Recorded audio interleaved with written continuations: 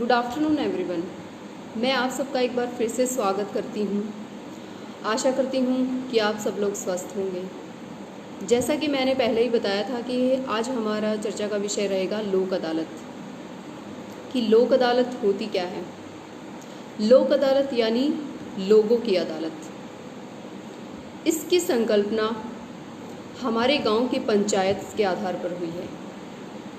जिस तरह से गांव के लोग अपने झगड़े को, कोई भी विवाद को सीधे न्यायालय में न ले जाकर पंचायतों में उसका हल करवाते हैं और बहुत आसानी से उनके मामले का निपटारा किया जाता है, इसी तरह से लोक अदालतों का गठन किया गया।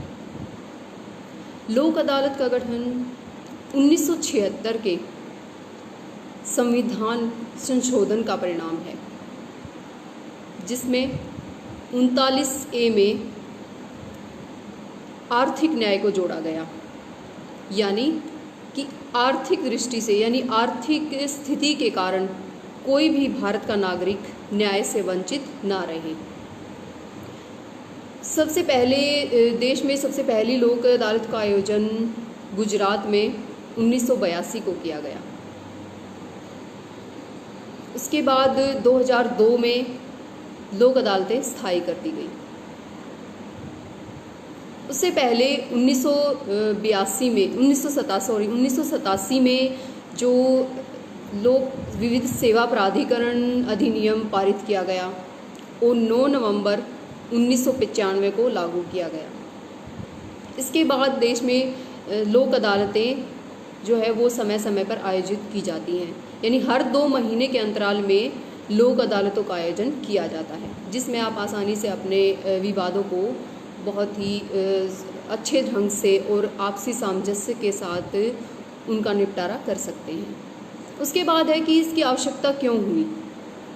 तो इनको अमल में लाने के लिए 2 मुख्य कारण हैं। सबसे पहला यह है कि जो देश की जनता है वो आर्थिक रूप से कमज़ोर होने के कारण इतने संसाधन नहीं जुटा पाते कि वो न्यायालय तक पहुंच सकें, अपने न्याय पाने के लिए न्यायालय तक जा सकें।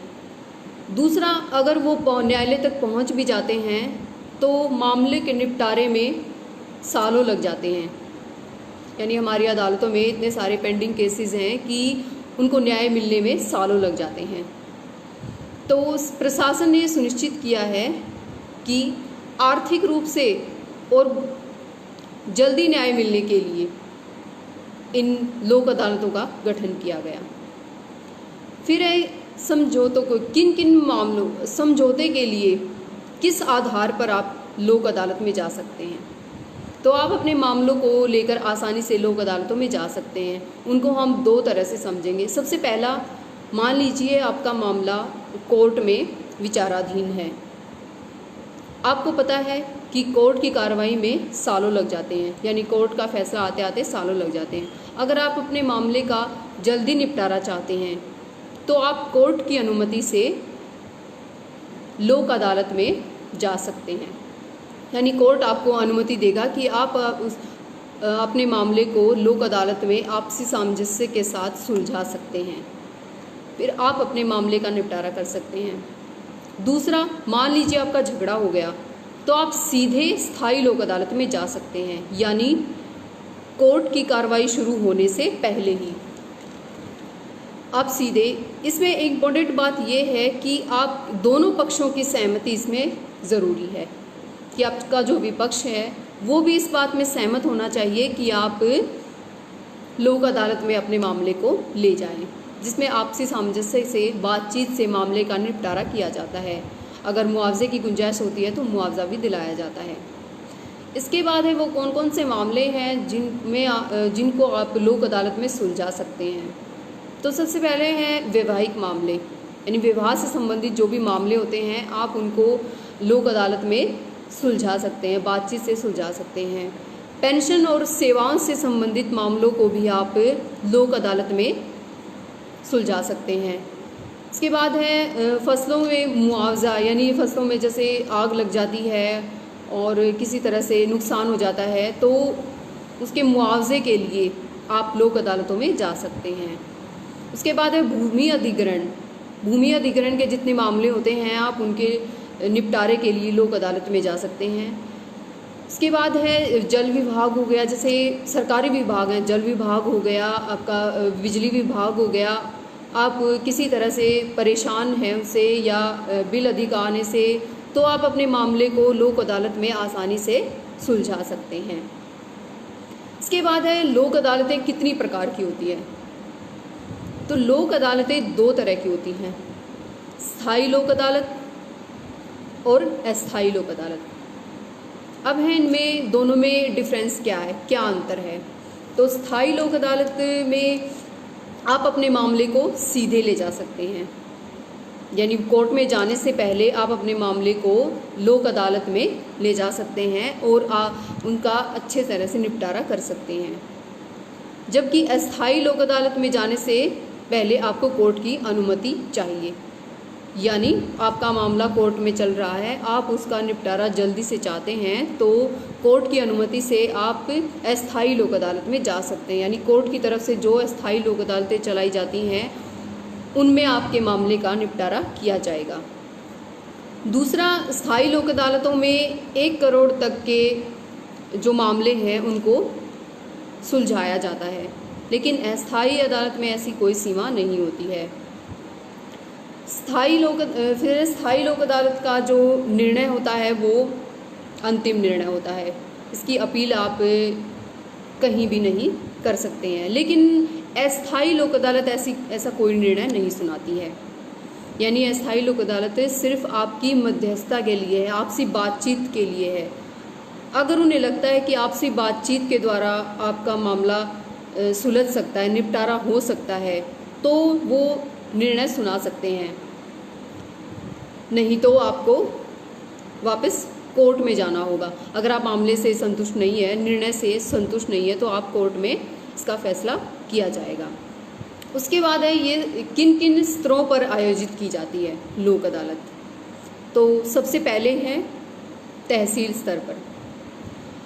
यदि आपका मामला विवाद, जो भी आपका केस है, वो तहसील स्तर पे चला हुआ है, यानी उसके कार्यक्षेत्र में आता है, तो तहसील में आयोजित होने वाली लोक अदालतों में उसका निपटारा किया जाता है। उसके बाद है जिला स्तर पर। यदि आपका मामला जिला स्तर पर लंबित है, विचाराधीन है, तो जिला स्तर में आयोजित होने वाली लोक अदालतों में उसका निपटारा आसानी से किया जा सकता है। उसके बाद है राज्य स्तर और उच्च न्यायालय स्तर।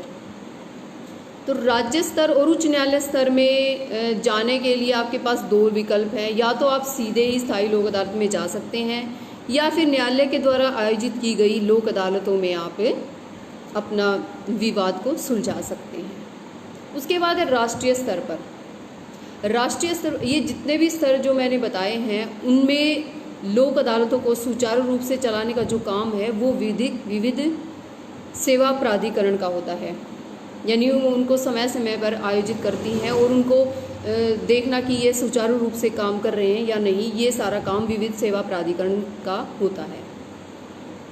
तो उसके बाद आते हैं, यह है इसका गठन कैसे होता है, लोक अदालतों का गठन किस प्रकार से किया जाता है। तो लोक अदालतों का गठन विविध सेवा प्राधिकरण सचिव के द्वारा किया जाता है। इसमें 3 सदस्यों की समिति का गठन किया जाता है, जिसमें एक मौजूदा या फिर रिटायर न्यायाधीश की नियुक्ति की जाती है, एक वकील की नियुक्ति की जाती है और एक समाज सेवा करता होता है जो सोशल सर्विस करते हैं। तो फिर आती है इसकी शक्तियाँ क्या क्या हैं। तो लोक अदालत के पास क्या क्या शक्तियाँ हैं। तो लोक अदालत किसी भी पार्टी को, साक्षी को नोटिस भेजकर बुला सकती है। इसके बाद है यह है किसी भी कोई भी दस्तावेज हो गया, पेपर हो गया, कागजात हो गए जो विभिन्न न्यायालयों से मंगाकर उनकी जांच पड़ताल कर सकते हैं, उनको देख सकते हैं। इसके बाद है ये कैसे मामले को कैसे निपटाते हैं।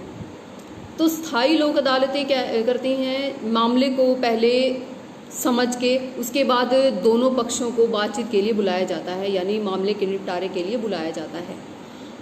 और मामले के जल्दी निपटारे के लिए दोनों पक्षों से सुझाव मांगे जाते हैं, ओपिनियन माने जाते हैं कि क्या आपके क्या क्या सुझाव हैं, किस तरह से आप इस मामले का निपटारा चाहते हैं जिससे मामला क्या है जल्दी सुलझ जाए। और उन्हें लगता है कि अब जो ये निर्णय है वो दोनों पक्षों को स्वीकार्य होगा तो वो अपना निर्णय सुना देते हैं। स्थायी अदालत का जो निर्णय होता है वो अंतिम निर्णय होता है, यानी दोनों पक्षों को वो मानना होता है, उनको मानने के लिए बाध्य होते हैं। इसकी आप कहीं भी अपील नहीं कर सकते। लेकिन अभी जो न्यायालय हैं वो कह रहे हैं कि आप अपील कर सकते हैं। जैसे अभी अगर आप अंतिम निर्णय से, लोक अदालत के अंतिम निर्णय से आप संतुष्ट नहीं हैं तो आपके पास क्या विकल्प है। तो वैसे तो स्थायी लोक अदालत का एक अंतिम निर्णय होता है, इसके लिए आप अपील नहीं कर सकते। लेकिन कुछ न्यायालय अभी कह रहे हैं कि आप अपील कर सकते हैं। तो कहाँ अपील कर सकते हैं? अपने से जहाँ पे आपका केस, जहाँ पे आपका अंतिम निर्णय सुनाया गया है उससे एक ऊंचे स्तर पर आप अपील कर सकते हैं। जैसे मान लीजिए आपका जो मुकदमा है वो जिला स्तर पर चला हुआ है, जिला स्तर पर या उच्च न्यायालय स्तर पर चला हुआ है, तो आप मामले की अपील जो है आप सर्वोच्च न्यायालय में कर सकते हैं, यानी अपने से एक ऊपर लेवल में आप कर सकते हैं। उसके बाद आते हैं कि लोक अदालत के क्या क्या बेनिफिट्स हैं। तो लोक अदालत का सबसे बड़ा जो लाभ है वो क्या है? जल्दी से न्याय मिलना। हमारी न्यायिक व्यवस्था में एक सूक्ति बहुत ही प्रचलित है कि देर से न्याय मिलना भी अन्याय है, यानी देर से मिले न्याय की भी कोई सार्थकता नहीं होती, उसका कोई महत्व नहीं रह जाता अगर आज समय रहते न्याय नहीं मिलता है। तो लोक अदालतों का क्या काम है? वो आपको जल्दी न्याय दिलाते हैं। आपको पता ही है कि कोर्टों में 3 करोड़ से ज़्यादा केसेस पेंडिंग पड़े हुए हैं, जिनसे उनकी सुनवाई में और उनका फैसला आते आते सालों लग जाते हैं। लेकिन लोक अदालतों में क्या होता है? आपसी सहमति से, दोनों पक्षों की सहमति से मामले का निपटारा जल्दी किया जाता है। और दूसरा इसका सबसे बड़ा लाभ है यह है कि इसके में कोई शुल्क नहीं लगता है, यानी ना तो आपको वकील की फ़ीस देनी होती है और ना ही कोर्ट का जो फीस लगती है वो आपको लगती है। इसके अंदर अगर मान लीजिए आपका मुकदमा पहले कोर्ट में, मुकदमा आपका कोर्ट में विचाराधीन है, यानी कोर्ट में चल रहा है, लेकिन आप मुकदमे की जल्दी निपटारे के लिए आप लोक अदालत में जाते हैं और वहाँ पर आपका फैसला हो जाता है, यानी मामले का निपटारा हो जाता है। तो उसके बाद आपका जो फीस होती है, कोर्ट फीस होती है, वो भी आपको वापस कर दी जाती है मामले के निपटारे के बाद। तो इस तरह से लोक अदालतों में क्या है, मामले के निपटारे समय रहते होते हैं और शुल्क भी नहीं दिया जाता, यानी जो फीस वगैरह होती है वो भी ज़्यादा नहीं लगती है। तो इस तरह से लोक अदालतें होती हैं वो बहुत ही आज के वर्तमान समय में बहुत ही ज़्यादा महत्वपूर्ण भूमिका निभा रही है न्याय पाने के लिए। कानून आयोग की तरफ से जो आंकड़े प्रस्तुत किए गए हैं, यानी पिछले 3 सालों में 1 करोड़ से ज़्यादा मामलों का कानून आयोग के द्वारा जो आंकड़े प्रस्तुत किए गए हैं वो पिछले 3 सालों में 1 करोड़ से ज़्यादा मामले जो है लोक अदालतों में सुलझाए गए हैं। तो ये बहुत ही ज़्यादा बड़ी बात है, यानी जो कोर्टों का जो अतिरिक्त बर्डन है वो बहुत ज़्यादा कम हो गया है। यानी छोटे छोटे मामले लेकर जो लोग अदालतों में, कोर्टों में चले जाते थे, वो लोग अदालतों के द्वारा अपने मुकदमे आसानी से क्या है सुलझा सकते हैं, जिनमें कोर्टों का जो वक्त है वो बचता है और उनका बर्डन जो है वो कम हो गया है। इसीलिए यह कारगर साबित हो रहा है। तो